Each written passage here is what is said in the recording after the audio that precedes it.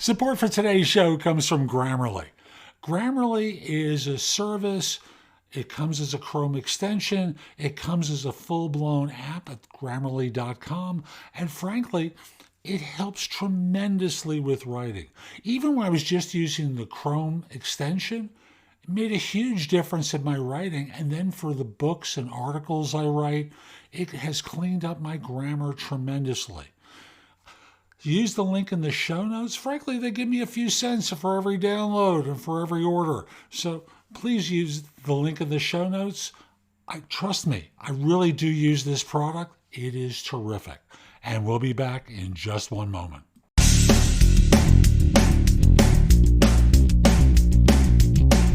Episode 2145 of No BS Job Search Advice Radio. I'm Jeff Altman, the Big Game Hunter, the host of this show, as I have been for more than 10 friggin' years. Welcome. And today is part 2 of my interview with Eleanor Migota from jobstep.co. If you didn't hear part 1, listen to it. You don't have to, but I just think it has good material in and of itself for you. Now, I started today's show probably about 30 seconds before I cut yesterday's. So the last 35, 40 seconds will sound like a repetition because it is. I just wanted to lead in with some of that material before we went to the next topic. Hope you found it helpful. Hope you give the show a great review wherever you listen to it. And we'll be back in just one moment. As you know, I'm a big believer in professional branding. And Anchor makes podcasts as a branding tool very, very easy. It's free! And here what you can do is you can record something offline and upload it. You can record something on your phone and deliver it to them. They handle it from there. You can even make money with advertising on your show. Let me also say that they make distribution to Apple Podcasts, Spotify, Google Play, like 9 or 10 different services. Very, very easy. So if you're interested in exploring podcasting or you have an existing podcast of your own, move it over to Anchor. Start a podcast here. You won't regret it. Yes, Thinking exactly. is vastly overrated. Spell it out for them. Exactly. Let them know what you really do. And as Eleanor said, it's something that you can defend. Exactly. It's one thing to say, I have light experience, whatever that means, with whatever the item is. But think in terms of what's defensible for you. And don't BS people, because if they find out quickly enough. Mm-hmm. How many people do you know, folks, that get hired for all that BS that they put on their resume? Oh, It always comes back to the core stuff anyway. Mm-hmm. So always. And then the third tip, this is less ATS specific today, Friday, I can't speak, but going back to that second phase, right? So you get through the ATS, you make sure that your resume is parsable enough. It has enough of the keywords so that it gets through that search, right? So it titles, software, and then the second part is getting through the recruiter. What you want to do, as you said, you want to make it super simple for someone to see how you are relevant to the job. And so making sure your language is everyday language as much as possible. It's easy to understand what it is you did, right? Because a recruiter is spending between 6 and 20 seconds on your resume, but they've just gone through 12 resumes before you and maybe 72 resumes after you. And so when they're skimming through it, it's not that they're looking for specific words. They are trying their best. People who become recruiters really do want to help people get jobs. They really do love interacting with potential team members. And so they're looking for, okay, is this person going to thrive in this role? Have they done something similar? What kind of impact have they done? Okay, let me see. My eyes are going to go very quickly to numbers. So if you have a metric, put metrics, business related metrics into your resume so that when you get to the second phase of this black hole, right? The recruiter section, the recruiter part, the recruiter can look and go, okay, I can see the impact. I can see the title. I can see the skills that they've had. I see the software familiarity. Got it. This person has the basic requirements. Let's bring him in for an interview. And thus, folks, there's a difference between someone who's doing something that has a $20,000 impact, a $200,000 impact, 2 million, 20 million, 200 million to 2 billion. And the numbers are really what spell out what your impact is. After all, business is the language of money. Money is numbers. So make it clear, make it obvious to folks what your effect has been. Unless, of course, you're in the 20,000 category where you might want to obfuscate that a little bit so you can qualify for the more experienced roles. But they find out. You know that. Yes, exactly. Right. Because this phase, right, the ATS and that first recruiter review of your resume is just the first in many steps. And what we are finding from our job seekers is that for whatever reason, employers are now, it's not just 3 steps. It's not just the phone screen, the first interview and a final interview. It's oftentimes the recruiter screen, a phone screen, your first interview with a hiring manager, some sort of exercise, and then maybe 1 or 2 additional sets of interviews. You're going through 5 rounds.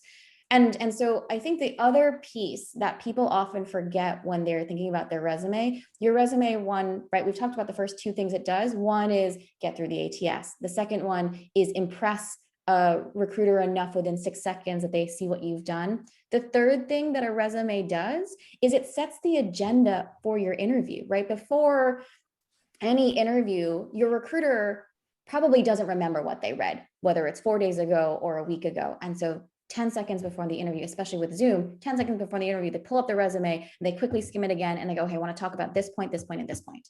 And so when you are thinking about your resume and you're thinking about gamifying it, this is really about communication. This is really about, okay, let me make sure that the stories I'm most prepared to talk about, the stories that show that I, as you said, Jeff, understand the language of business, I have had impact, those are at the top of your resume or top of each section, so that your recruiter is most likely to kind of skim and find those and say, yeah, let's talk about this in the interview.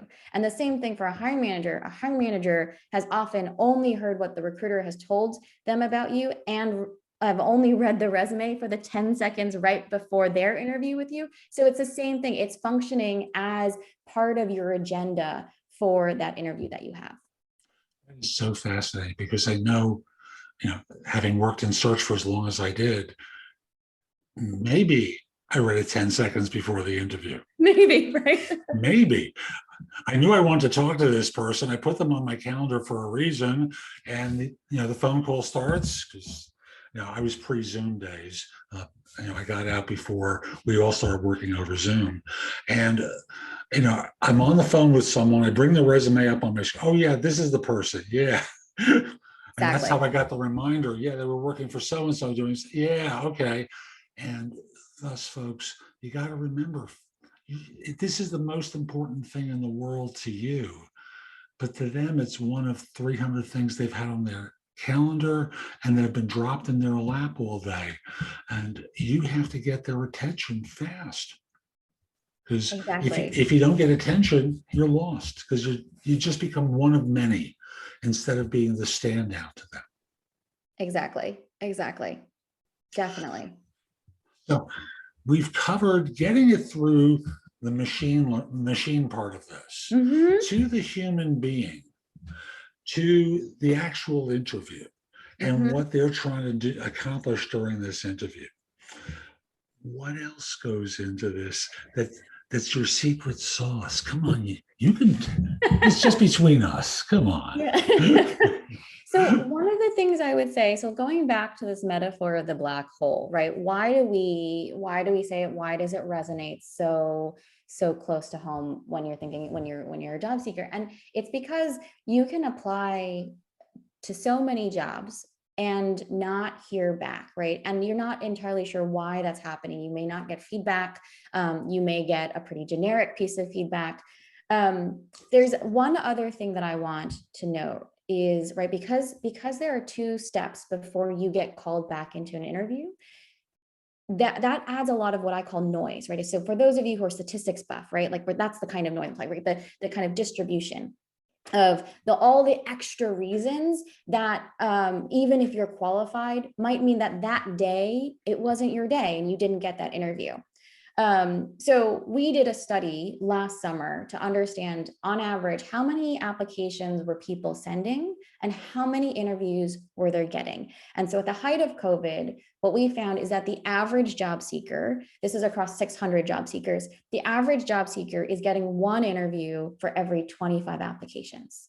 And so what that means for job seekers is you're thinking about this black hole, think about it a little bit more like there's just a little bit more of a game of chance than you want it to be. And so like what I like to kind of reiterate to our job seekers is, if you're applying on your own with a resume during COVID and you're getting one interview for every 25 applications you send out, that's a pretty good indication that you are targeting the right types of jobs and your resume is a good match for those types of jobs. If your response rate is higher, that means you're an above average candidate. So even though it hurts because you go, oh, I did all that work, pat yourself on the back and go, yeah, I'm an above average candidate. I'm hearing back way more than most people during COVID. And if you're a little below that, that's a good indication. Okay, if I'm thinking about my strategy, what do I need to change? You need to change either your targeting, so which types of jobs you're targeting, or you need to look at your resume and go, okay, am I putting in the skills that are required for this job? Am I putting in the right types of keywords? Again, so those different types of software.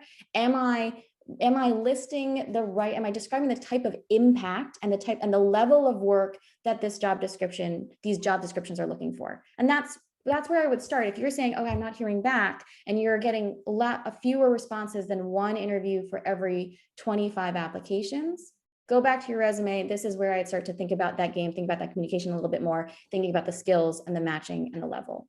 So number one is I hear a 4% success rate. Yes. Which sounds awful. And historically, what I've told job hunters, if you're not getting interviews, when you're sending out resumes, it's for one of a couple of reasons. Number one, your resume stinks. Your resume and LinkedIn profile are not congruent, because they don't have to be identical. They just have to be consistent with one another, because every person in the process is going back to your profile to make sure that you're not lying. Because I know this is a shock, folks. People lie. The third thing is your resume doesn't make a case for your candidacy because it doesn't demonstrate the fit. The fourth thing is you're kind of aspirational. I really like to do that job, but I've never done anything like it before. But I really want to be, my favorite one is, from what I still did search, was the person who was a Purdue chicken plucker who wanted to be a Java developer. Had never taken a course, knew nothing about Java. The word never even appeared on their resume, but they want to be a Java developer, even all they've done is pluck chickens for Purdue. So your numbers are kind of consistent with the idea, 4%. 4%. Yeah, for job steppers, we're considerably higher just because we can look at different numbers and we can figure out what are some of the implicit things that employers are looking for that they may not put on the job descriptions. And so we are able to put in additional keywords that are not as obvious. And we're able to pull in better stories and better accomplishments and tell job seekers, here are the accomplishments that you should be putting in. And then we do that for them. So our response rate is actually closer to 1 out of 15 during COVID. Thank you. That's great. Yeah. And now that we're coming out of COVID, not completely out of the woods yet, but we've made a lot of progress. Yeah. And firms are back hiring. And the stories that I've seen is 1 out of 2 U.S. employees are going to want to change jobs in the next year. Yes, really exciting. I think it is really exciting when job seekers take their career in their own hands and say, yeah, you know what? I'm not happy here, or let me explore, let me see if there's a new career that I want to explore, a new skill that I want to build. I think that's fantastic. And I think it is a lot of people say, oh, Bitcoin or investment, getting a better job is the most surefire way to make more money, right? And so I think that is very exciting that more people are going to be looking. And then also, as we come out of COVID, more employers are going to be looking for new job seekers, for new hires. Without a doubt. And what's very clear is now that we're coming out, we're almost at the other end of this. It's a time for you to, for folks to recapture their careers and take responsibility for them again. After all, you're the CEO of your life and your career. When you outsource responsibilities for career decisions to others, you put yourself and your career at risk because your employer and your interests are not always aligned. That's so true. Thus, you have a board of directors, which can be your wife, husband, partner, kids, the dog, cats. They're on your board, but you're ultimately the chairperson. You have to take these constituencies into consideration. And giving away your power to your employer is just goofy. It's ridiculous because they don't care. They say they care. They talk the language of care. Oh, you're so important to us. We never want you to leave. We want, it feels like family around here. All these kind of seductions that are designed to, and you're shaking your head. No, that's for the podcast audience that's going to watch this. Yeah, for the podcasters. Yeah, I think there are employers who are great. There are employers who realize that their most important asset, their best resource is their team, right? And so constantly thinking about, okay, I have these great people. How do I ensure that they are continuing to grow if that's what they want to do, that they're continuing to have the work-life balance that they want so that they'll stay, right? Because if you think about, again, the language of business, they're thinking about revenue and costs, and having to train a new person is a huge cost. Losing someone who has all of this insider knowledge about customers and how the business works is a huge cost. And so smart employers, I think, do think about this, about how do I build good growth trajectories for my employees? How do I ensure that they're continuing to make, that they are contributing to the business in a way that I can also continue to pay them more, and how do I set them up for success? But it is hard to do as a business owner, and it is very rare. And so I think you're right. As a job seeker, you are the CEO of your life. You are the CEO of your career. And so one of the best ways you can negotiate with an employer to say, hey, I deserve more, is actually to get offers from the job market and say, yeah, I got an offer from someone else. I do love this place. I didn't look for another job to be disloyal. I just wanted to see what was out there, what other kind of career opportunities there were for me. Can you match this? Can you match this? Can we talk about a way to make this kind of growth opportunity work at this company? Or you see, you know what, actually, I can get paid 10, 15, 20K more if from a different job. And, and if you don't think about how do I set myself up so that I know the value of my skills and the kind of impact I can bring on the job market, you might be kind of letting 10K a year, 20K a year go by because you're giving, as you said, you're giving the control to your employer, when in fact that is something that they don't necessarily care about. Most of you folks are not wealthy enough to leave that kind of money on the table, because it's not just simply 1 year you're leaving $5,000 or $10,000 or $20,000 behind, but let's amortize it over 5 years. Exactly. Yeah, if it's $5,000, giving your measly 3% raises where you are, and the next firm is giving you $5,000 more, at a minimum, your $25,000 that you've left behind, plus raises. But if you're like most people, you're changing jobs once more within that 5 years. No one stays for 5 years anymore. If you change jobs after 2 or 3 years and get another $5,000, it's $35,000. But you were the loyal employee. Yeah. Good for you. Yeah, there was a really interesting stat. The average employee stays in their job, I think it's 2 years and 3 months. So if you've been there for longer than 2.5 years, you are really in the minority of how long you've stayed at a job. And what haven't we covered yet about the ATS and getting through the system? Because there are millions of things I know you know intuitively, but what else haven't we spoken about? Yeah, let's go through my checklist. So we've talked about the legacy systems. We've talked about new systems and how for new systems, recruiters are choosing, do I set up a lever? Do I set up some filters, or do I search manually? And then we talked about how after the ATS, they are now reading the resume, and then how you can use your resume, not just for this kind of initial sales, and then also as an agenda. I think, okay, so we've talked about the easy keywords that you can, easy changes on your resume that you can make, right? So those are the software skills, that's a title. Another way to get through the ATS, if you really want to game it, this is for the people who love writing and crafting and problem solving. This is kind of like a Sudoku kind of challenge, right? And this is what our job coaches do for our job seekers. You look at what are the common responsibilities for this role that are on the job description. So, so for customer success, it might be, running quarterly business reviews, or it might be being the point person for a customer, or escalating things to engineering, right? And so now you have these phrases. These phrases probably aren't what the recruiter is going to search for. So now you're optimizing either for the legacy systems or for those auto filters. And then the other thing you're doing is also, again, making it easy for when a recruiter is reading your resume, they can kind of one for one, oh, well, yeah, this is the phrase that I'm looking for. This is the phrase that the hiring manager told me that they want someone who's done this.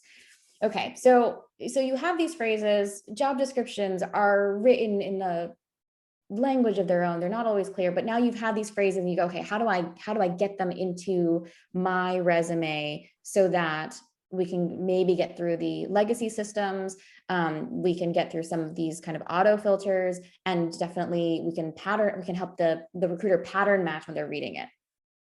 But what you don't want to do is just copy and paste the description, those bullets from the job description into your resume, right? So why not? If you think about this, if everyone did this, everyone's resume would look the same, right?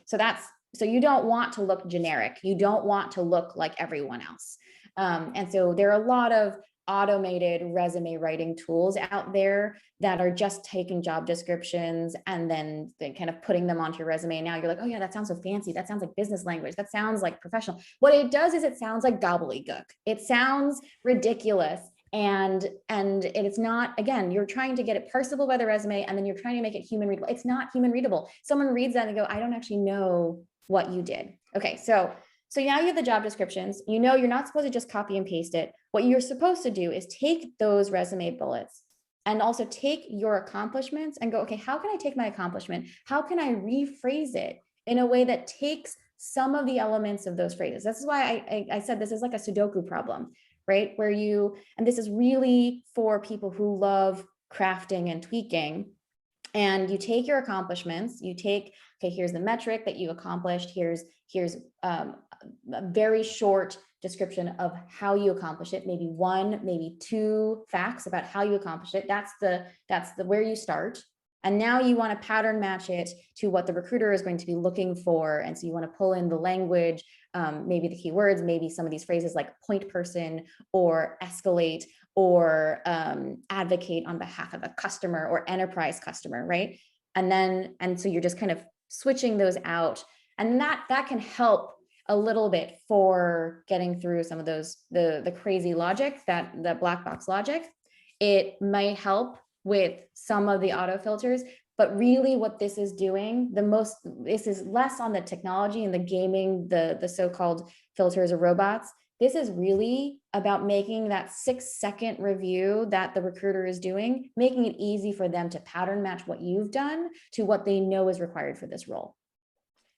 Golden. This is absolutely golden. Thanks. Eleanor, thank you. How can people find out more about you, JobStep, Yeah. life, the universe, and everything that relates to you? Yeah, easiest way is to find us on our website, www.jobstep.co. We're also on LinkedIn. We're on Twitter. You can also email me, Eleanor@jobstep.co. Happy to chat. I love what you do, Jeff. This is an amazing podcast, amazing YouTube channel. It's an amazing resource for people. I love that you push your guests like me to really spill it all, be very clear. So thank you for having me, and excited to join you and help other job seekers land better paying jobs. And that's 5 interviews, actually good quality interviews. Yes, exactly. In what amount of time? Yes. So we guarantee our job seekers 5+ interviews in 6 weeks. And we do that by handling almost all of the upfront work. So we do interview coaching. We use the information we learn from coaching you on interviews to write you a really, really good resume and cover letter, sometimes multiple, depending on how many jobs you're looking for. And then we match you to high fit jobs that we're finding across job boards. And then we find those jobs, you approve them, we apply on your behalf. And then because we're playing this really smart, targeted numbers game, that's how we can guarantee our job seekers 5 interviews in 6 weeks. Excellent.